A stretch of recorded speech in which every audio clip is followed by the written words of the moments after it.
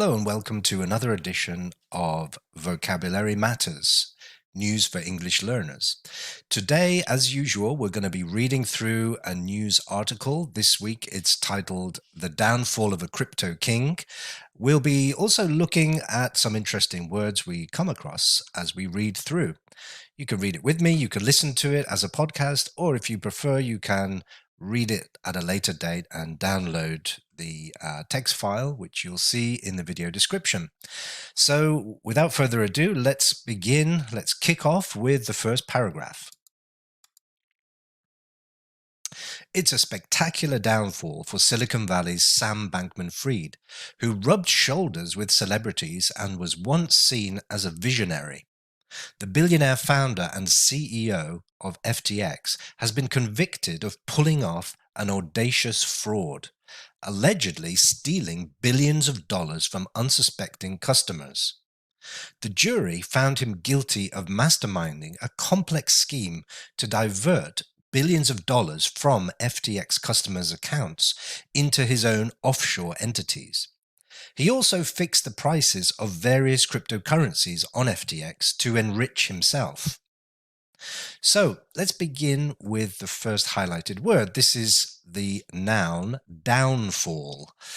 And first off, we should point out that there is a connected phrasal verb, which is to fall down. And this is quite a common feature of English, that we transform phrasal verbs into nouns, sometimes reversing the order of the word, as in this case. So fall down is really just a physical action. Imagine you're walking along the street and you trip over something and you fall down. You become horizontal in the street. Maybe you hurt yourself. Or perhaps you're standing at the top of the stairs and you trip again and you fall down the stairs all the way to the bottom, again, probably hurting yourself. There are other variations of this. There is fall over, which is effectively quite similar to fall down, particularly used when you have been tripped. Perhaps you've stumbled on something as you're walking along and you fall over it. And the other variation I can think of is fall off. For example, if you're riding your bicycle or you're riding a horse and perhaps you hit an obstacle and you are ejected from that, then you would say, I fell off my bike or I fell off my horse. But back to the word in this case, the downfall, it's more metaphorical. It's not physical, really. If we talk about somebody's downfall, it's basically a dramatic change in their circumstances. Perhaps they were riding high. Maybe they were very successful, as is the case in this example of Sam Bankman-Fried. He became extremely successful and extremely rich very, very quickly. And then, almost as quickly, all of that disappeared. He was accused of fraud and he was taken to court and subsequently found guilty. So the part of his life from reaching the top to being where he is now, that is his downfall. It was a dramatic change in the negative sense in his situation, right? He lost a lot of his power, a lot of his influence, his business is collapsing. Another example from history would be any leader who reaches the pinnacle of power and then perhaps ends up in a very bad situation. The obvious example here would be somebody like Adolf Hitler. He rose to power. He became the leader of Germany in the 1930s, took the country to war, and eventually ended up dying, committing suicide in a bunker in Berlin. In fact, there is a fairly recent film about this downfall, which is called Der Untergang, which is the translation of the word downfall in German. And it describes how that process happened, how his success turned into failure. Moving on to the next phrase we have here is to rub shoulders. This is an idiomatic phrase.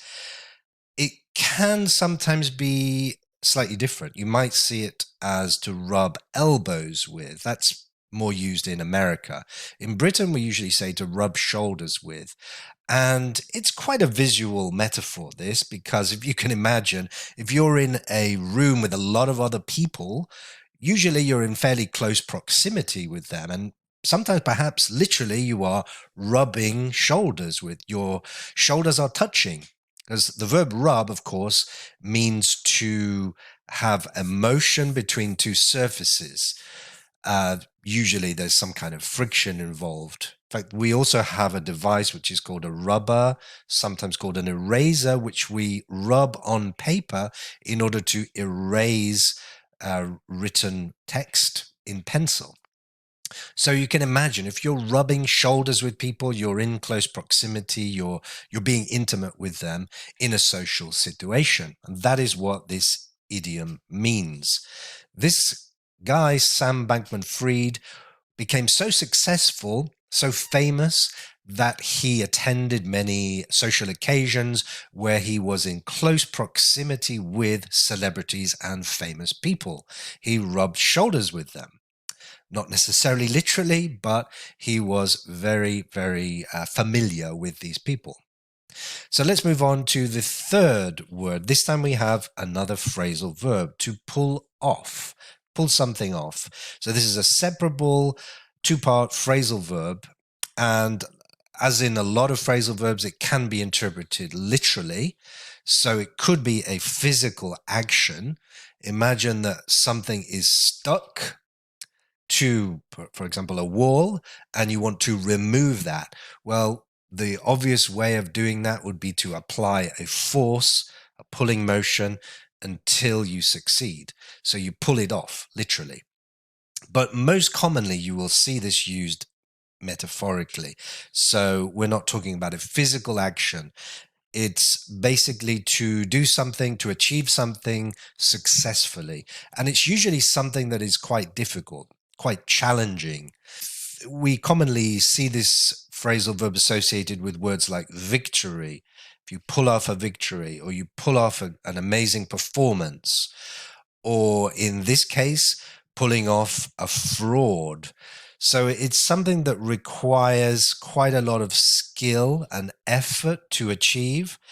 And for that reason, it's often used in combination with the verb to manage. So if you manage to pull it off, you've had to expend quite a lot of effort in order to be successful at what you're doing, despite many difficulties or setbacks.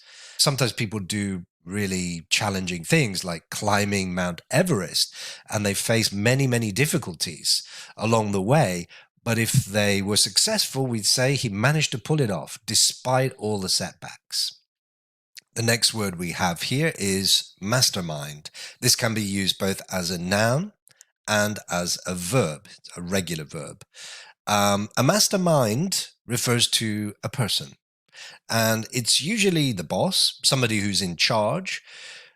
If we think of the two words separately, it kind of gives us an idea of what it means, right? Master is somebody who's in charge, for example, a boss or CEO. And mind is something we use to think of plans, to solve problems. So that is essentially what we're talking about here. Someone who's in charge, who is very good at planning and organizing and putting into practice a plan successfully.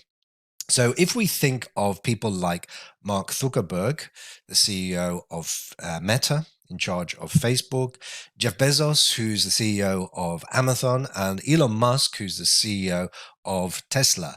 These people, you could argue, are masterminds because they have successfully thought of and put into practice a business plan, and they have been very successful. It doesn't always have to be associated with business success, however.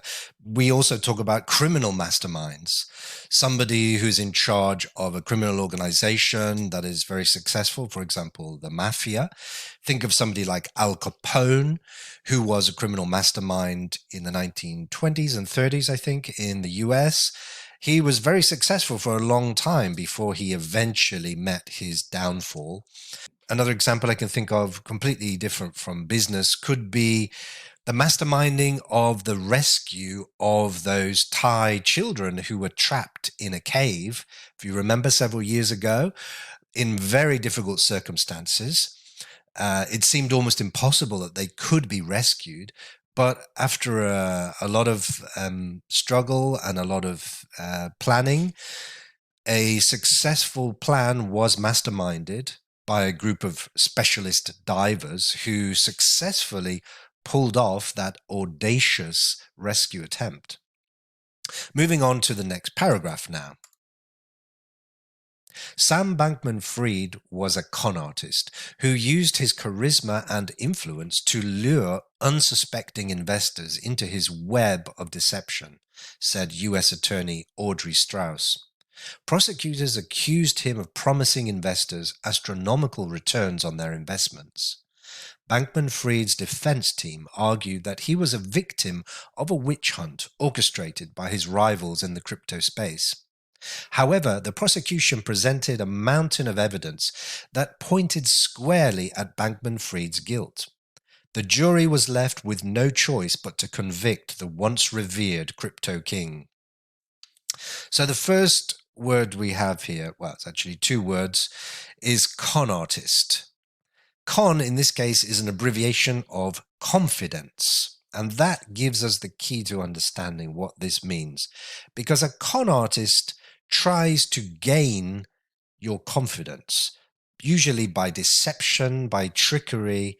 They deceive you and they make you think that you can trust them in order to scam you, to commit fraud, or to steal money from you. So this kind of person is a criminal. They are not to be trusted under any circumstances because they always have a bad intention. And that is the accusation here, that this guy, Sam Bankman-Fried, people say he was a con artist. He gave out the impression that people could trust him, that he was a genuine businessman. But in fact, all that time, it was just a fake profile. It was not true, not his true self. He was tricking people and making them think that he was trustworthy. So moving on to the next word here, we have lure, which is a verb. It's a regular verb. And this is what Bankman-Fried was doing. As a con artist, he was trying to lure his investors into his web of deception. The metaphor here is of a spider, right? And a spider makes a trap. It builds a web, weaves a web, and it waits for the flies to come along and fall into its trap. Now, a spider doesn't really use a lure, but there are some other animals that do.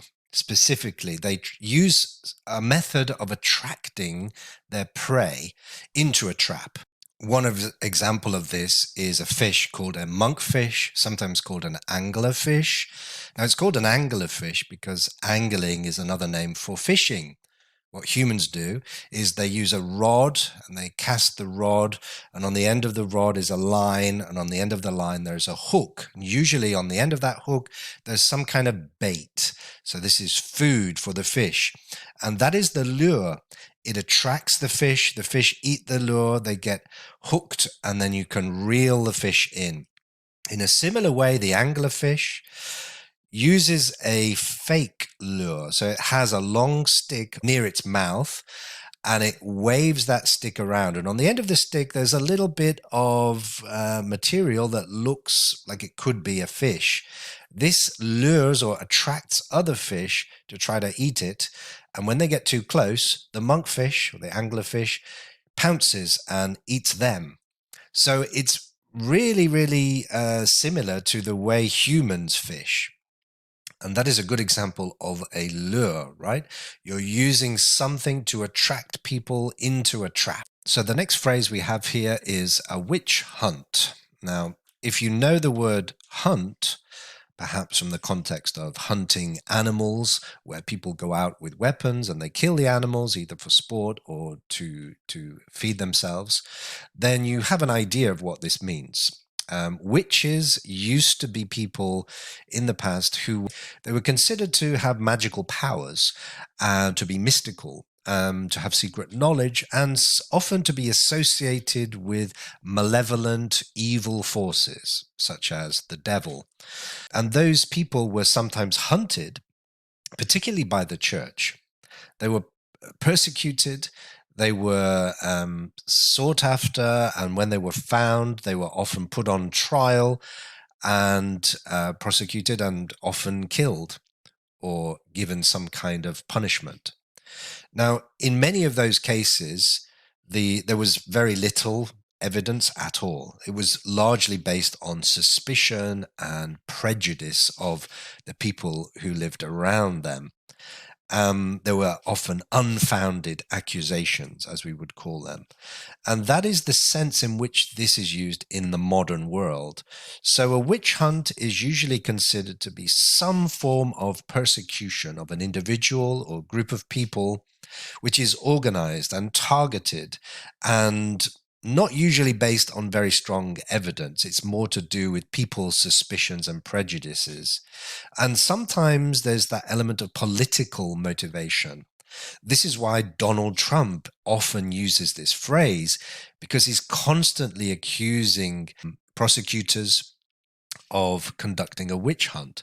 It's his way of belittling or minimizing the impact of those legal trials, those legal cases that are being carried out against him. Another good example of a witch hunt from history could be during the Cold War, when in the United States there was commonly considered to be a witch hunt against communists or communism in the country. A lot of people were accused, rightly or wrongly, of being communists, and they were prosecuted and vilified in society. In this case, Bankman-Fried was trying to argue that he was a victim of a witch hunt. So politically motivated persecution, he said, by his rivals, by his competition in the crypto world. However, as it points out in the article, there was so much evidence against him that this was dismissed. So let's move on to the final paragraph. The fallout from the conviction has been quick, with FTX's reputation in ruins. The exchange, which had once been seen as a beacon of innovation in the industry, is now facing a mass exodus of customers who feel betrayed by the man they had trusted. Bankman-Fried's conviction is a huge setback for the crypto industry, which has been struggling to gain legitimacy and acceptance in the mainstream financial system. In the wake of this devastating verdict, it remains to be seen how FTX and the broader cryptocurrency industry will recover. The first word we have up here is the noun fallout. You will sometimes see a slightly different form of this, a verb form, used as a phrasal verb, to fall out with someone. That refers to the ending of a relationship, a friendship. So if you had a very fierce discussion or perhaps a row or an argument with somebody over a disagreement and you finish a friendship because of that, you would say you have fallen out with someone. However, in this case, we're using the noun form. And when we talk of the fallout from something, it's fairly different from the verb. It is basically the consequence of a situation, usually a negative consequence. One context where you will see this used is in the nuclear context. If there is a nuclear explosion or a nuclear accident, like, for example, Chernobyl, when there is a nuclear explosion, a lot of radiation is distributed into the atmosphere, and gradually that falls out, literally falls out of the atmosphere onto the ground. So in this context, nuclear fallout is radiation that is falling out of the sky as a consequence of the nuclear explosion. So that's the key to understanding it used as a metaphor, because it's a consequence, right? In this case, the consequence of Friedman's conviction has been that the company he founded, FTX, has lost its reputation, right? Nobody trusts it anymore. So its reputation is in ruins. That is the fallout. That is the consequence of his conviction.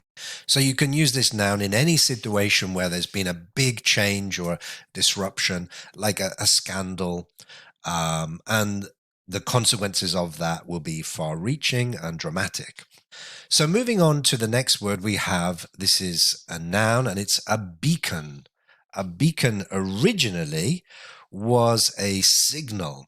If you think of something like a lighthouse, which is a tall building which is constructed next to the coast to warn sailors of potential danger, perhaps rocks, that is an example of a physical beacon because it's sending out a signal. It's warning people of a danger. So a beacon can be associated with navigation or communication or identification, but there's always the transmission of a signal, of information involved in it. In this case, it's used a little bit idiomatically. We're not talking about sending out a light signal or anything. A beacon of innovation refers to the fact that this company, FTX, was seen as a reference point. So it was a guiding light, a little bit like a lighthouse, metaphorically, because it was a prominent example of a successful cryptocurrency exchange that other people wanted to follow. So in that sense, it was a beacon. It was transmitting this success to others who could follow it. So the final phrase we have here is in the wake of. And in a way, it's similar to fallout because it's also used to talk about consequences or as a result of something else. But the origin of this is nautical because when a boat or ship moves through the water, it pushes the water aside. The bow of the ship pushes the water aside. And if you go to the stern of the ship, the back of the ship, and you look behind it, you will see a typical V wave formation. This is the wake of the ship. So metaphorically, we can understand that this means something that follows something else, right? Like the wake follows the ship. So we can see that following the devastating verdict, in the wake of the verdict, we will have to see how FTX and the other cryptocurrency companies will recover. Of course, the word wake is also used in a completely different context. For example, to wake up in the morning is when you open your eyes after a period of sleep, right? But this is nothing to do with that. You would often hear this used, for example, in the wake of the inquiry. If there has been an inquiry into some kind of corruption or scandal or disaster, then after that, we would see the consequences of their conclusions, right? So that's the end of today's article. I hope you've enjoyed it and I hope you've learned some new meanings or definitions, and I really hope to see you next time. If you've enjoyed this, please click like and have a look at some of my other videos. There's some really interesting words in those too. And of course, don't forget I have quite a lot of shorts which are 1-minute videos that concentrate on one particular word or phrase taken from some of the articles that I have reviewed in the past. So I hope to see you again next time. Until then, goodbye.